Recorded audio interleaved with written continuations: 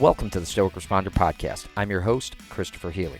As a special agent who spent more than 15 years conducting large-scale fraud, money laundering, and public corruption investigations, Stoic philosophy provided a mindset edge that became the foundation of my professional success. My mission today is to share those same ancient mindset lessons with you so that you can turn obstacles into opportunities and adversity into advantage. Time to muster up. Hey everybody, welcome back to the Stoic Responder Podcast. This is episode 91, Endure and Prevail. Before I get you started here, let me remind you to check out the Overwatch Collective. It's a nonprofit and podcast that exists to fund therapy sessions and support mental health initiatives for our first responders, our veterans, and their families.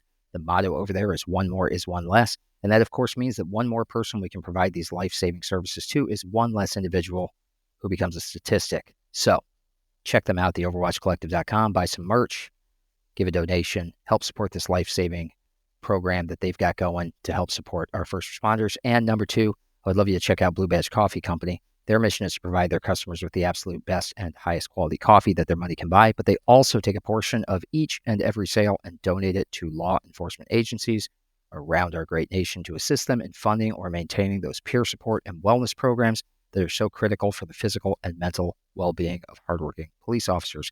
Of course, we know that with the defund the police fervor that's going on right now, those are the kind of programs that get cut first, and those are the kind of programs that we need the most to help support officers and keep them from getting burned out. So Blue Badge Coffee Company is doing everything that they can to provide funding for those programs. You can support them by making a purchase at bluebadgecoffee.com. Let me start you out with a quote here. Courage is the theme of the day, and this one is from Marcus Aurelius. So remember this principle when something threatens to cause you pain. The thing itself was no misfortune at all.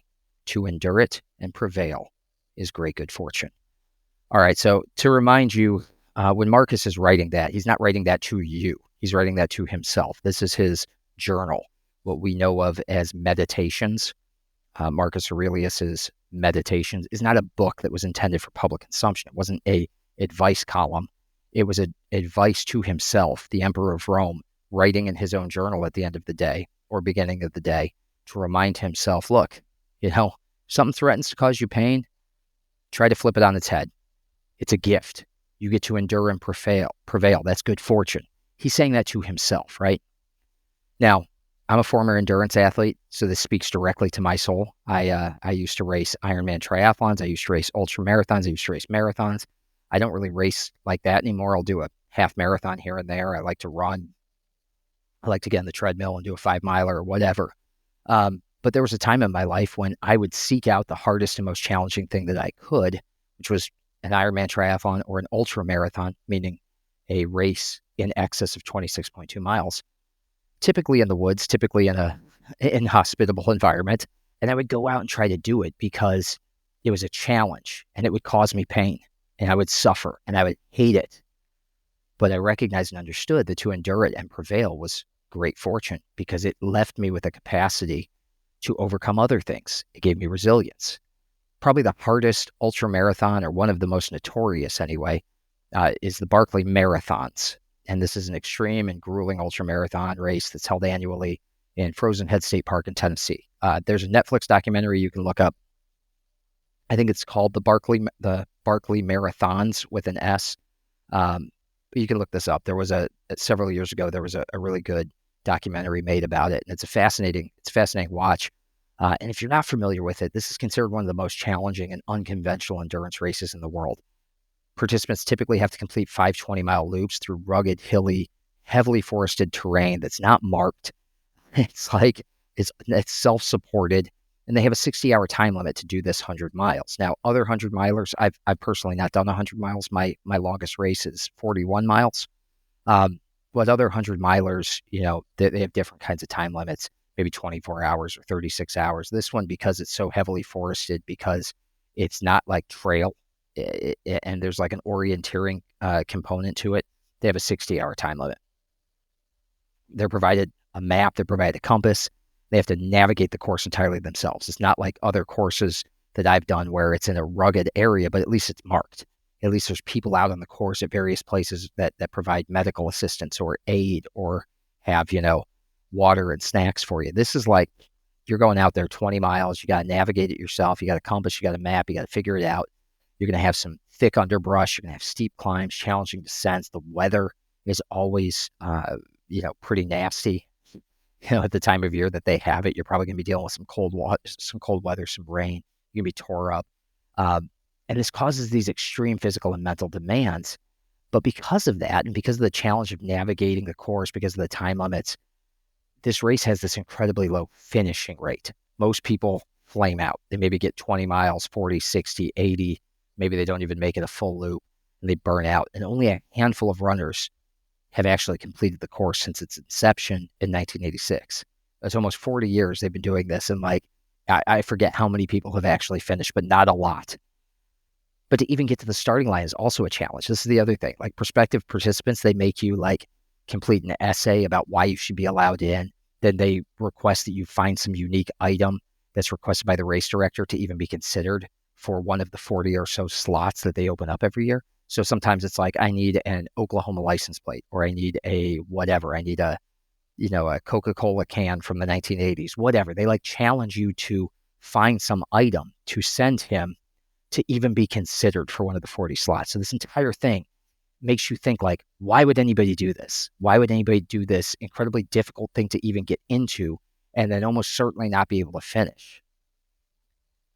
Because this, it just makes you what's the point, right?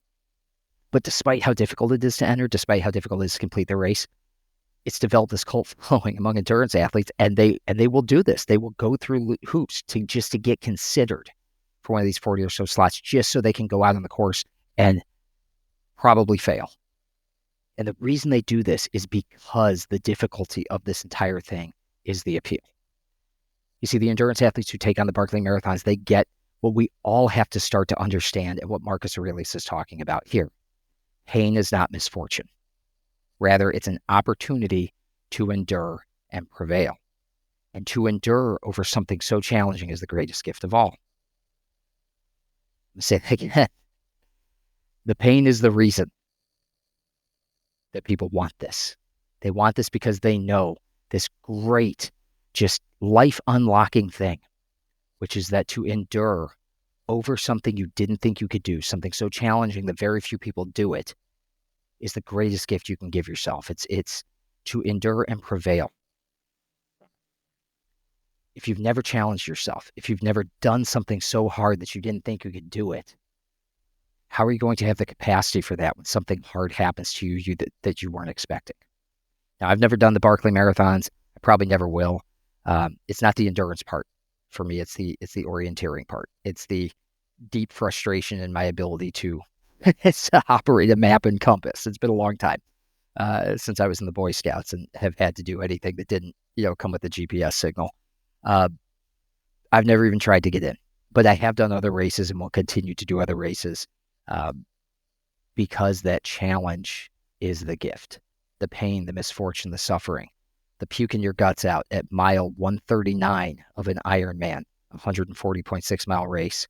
As I've done, I can hear them calling them in on the finish line. I'm bent over in the bushes, throwing up, trying not to get kicked off the course as a medical DQ, running away from a race official so that I can get to the finish line before they DQ me for being sick on the course.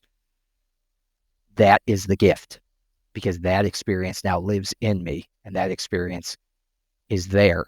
It's the well of experiences that I have anytime I face something challenging and difficult that I'm not sure I can get past. That is why people sign up for the Barkley Marathons. That's why people do any of these things. It is because to endure is the greatest gift of all. So, as Marcus Aurelius said, remember, when something threatens to cause you pain, the thing itself is no misfortune at all, but to endure and prevail is the greatest of good fortune. Folks, let me leave you with a journal prompt and send you on your way. Take out the Big Chief notebook and pencil and write this down. Am I focused on the obstacle or on the opportunity it presents to endure and prevail? Now, you can think about this in a professional setting. You can think about this in a physical setting. Is something that's happened to you bothering you because you're only seeing the obstacle that provided? Or are you seeing the opportunity it presents for you to endure and prevail, for you to grow that resilience, for you to grow your capacity to handle more? Am I focused on the obstacle or on the opportunity it presents to endure and prevail? Marcus Aurelius would tell you to focus on the opportunity, and I'll leave you with that. A couple things, folks, you can do to support this podcast if you're enjoying the information you're getting here. Probably the easiest thing, pick up a copy of my book, In Valor, 365 Stoic Meditations for First Responders, which is available on Amazon, on Barnes & Noble, and anywhere you get your books. It's available on Kindle and Nook for instant download right now, or you can get the paperback edition. And if you're interested in the signed copy, just shoot me a message, reach out to me on Instagram or on Substack or LinkedIn or wherever you pick this up, and I can get you a signed copy as well. We can figure that out. If you want to sign up for the Stoic Responder newsletter, you can do that at the Substack page, thestoicresponder.substack.com. If you sign up for that, you're going to get anything that I write, any weekly newsletters with Stoic leadership and personal development tips, and you're also going to get all 4 episodes of the podcast in your email every week for free, so that you never have to look for it, you never have to miss an episode. And finally, if you could do me a huge favor and like, share, and subscribe this podcast so that others can find it and take advantage of this life-changing philosophy, I sure would appreciate it.